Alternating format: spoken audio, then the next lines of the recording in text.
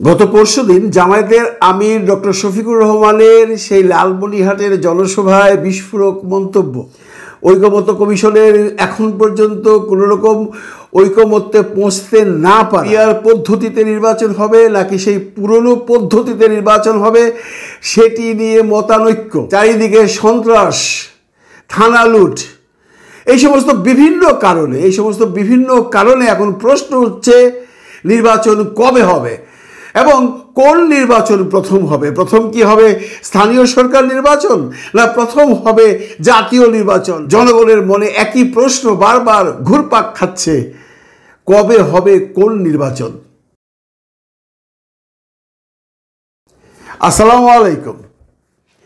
দেশের সার্বিক অবস্থা ভালো নয়।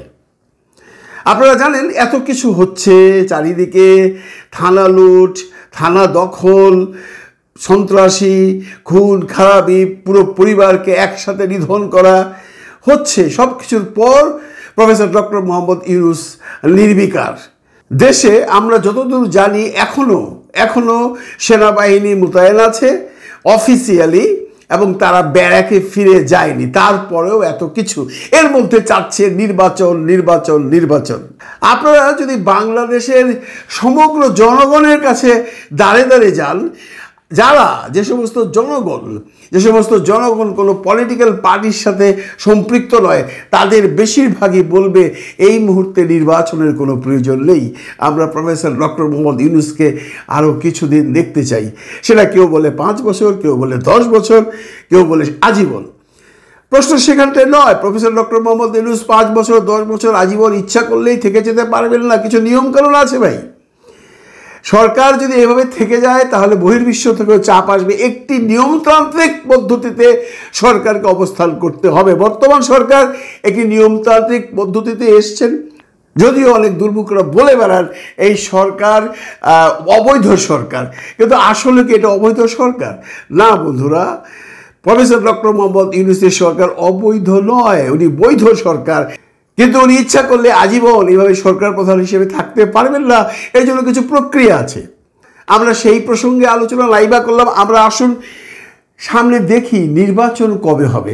নির্বাচন নিয়ে একটি দল বা কিছু দল উন্মুখ হয়ে আছে। অনেকে বলছেন 12ই ফেব্রুয়ারি নির্বাচন হবে। বিএনপির যারা সমর্থক তারা এখানটায়, সুইডেনেও বিএনপির সমর্থক যারা আছেন তারা বলে বেড়াচ্ছেন 12ই ফেব্রুয়ারি নির্বাচন হবে। তারা ডেটও দিয়ে দিয়েছেন। Professor doctor Mohammad Yunus London বৈঠকে বলেছেন তারেক রহমানের কাছে যে সব কিছু যদি ঠিক থাকে তাহলে নির্বাচন হবে ফেব্রুয়ারি মাসে। সেভাবে বিএনপি সমর্থকরা একটা ডেট করে নিয়েছে, এই রোজার আগে 12ই February is the best date. কিন্তু আসলেও কি 12ই ফেব্রুয়ারি নির্বাচন হবে?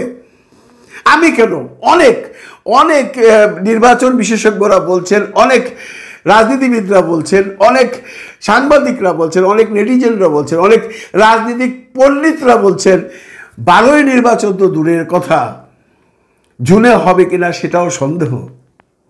এর বিভিন্ন কারণ আছে। দেখুন, নির্বাচন হবার আগে সংস্কার হতে হবে, জুলাই সনদ পাশ করতে হবে, নির্বাচন হবার আগে বিচার কার্য একটা জায়গায় নিয়ে যেতে হবে।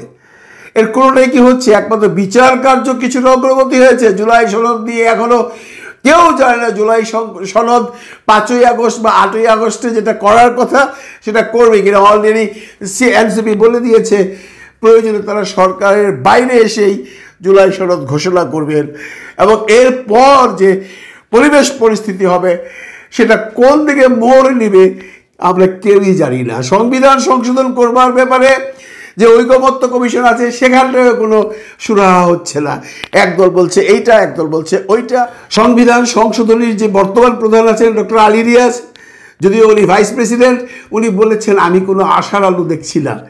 উনি এমনটিও বলেছেন জুলাই সনদ দিয়ে উনি কোনো আশা ভরসা পাচ্ছেন না। তাহলে দেশ যাচ্ছে কোন দিকে?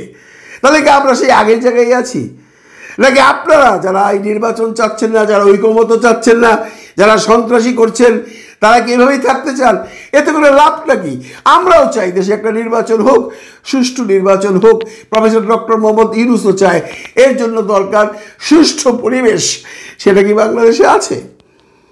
আপনারা যারা এই অনুষ্ঠান দেখছেন তারা বুকে হাত দিয়ে বলুন তো, বাংলাদেশে কি সেই অবস্থা এখনো আছে কিনা বা বর্তমানে বিরাজ করছে কিনা, যে দেশে থানা ঘেরাও করে থানার পুলিশের কাছ থেকে আসামি ছিনিয়ে নিয়ে যায় এই সময়, যখন দেশের সামরিক কর্মকর্তারা মাঠে আছেন ম্যাজিস্ট্রেসি পাওয়ার নিয়ে, তখন যদি থানা থেকে লুট করে নিয়ে যায় আসামিকে, তাহলে নির্বাচন কি করে হবে?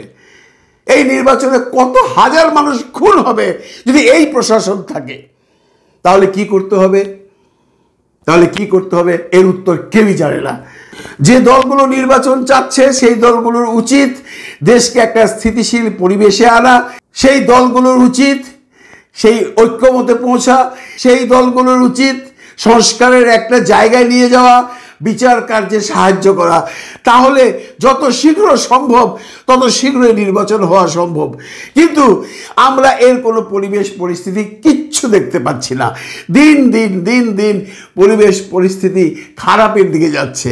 নির্বাচনের সবচেয়ে বড় স্টেক হোল্ডার বিএনপি, তারপর যে বড় দল আছে জামাতে ইসলাম বা তার ঐক্যজোট, তারা সেকেন্ড বিগেস্ট পার্টি বর্তমান সময়ে। এটা ইলেকশনের পর কে বিগার কে বিগেস্ট সেটা পরে বোঝা যাবে। সেই আমির সাহেব গত পরশুদিন লালমনিরহাটে বলেছেন, যেভাবে থানা লুট হচ্ছে, যেভাবে আসামিকে ধরে নিয়ে যাচ্ছে সন্ত্রাসীরা পুলিশের হাত থেকে, এমন পরিবেশ পরিস্থিতিতে নির্বাচন কি করে হবে? কথাটা সর্বৈব সত্য। এগুলো এখন অনেকেই বলছে যে যেখানে একটি এলাকার একজন সন্ত্রাসীকে পুলিশ তার থানার গারদে ধরে রাখতে পারে না, সেইখানে সেই অবস্থায় নির্বাচন কি করে হবে? এও কি সম্ভব? সম্ভব নয়।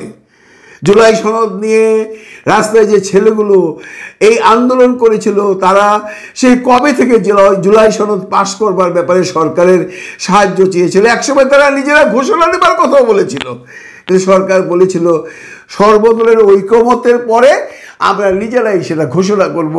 সেটারও কোনো খবর নেই। আজকে জুলাই মাসের 6 তারিখ চলে গেল। এনসিপি, জামাতে ইসলাম, ইসলামী ঐক্যজোট, চরমনাইয়ের পীর সাহেবের দল চাচ্ছে পিআর পদ্ধতিতে নির্বাচন হোক। এটা নিয়েও কোনো সমাধান হচ্ছে না।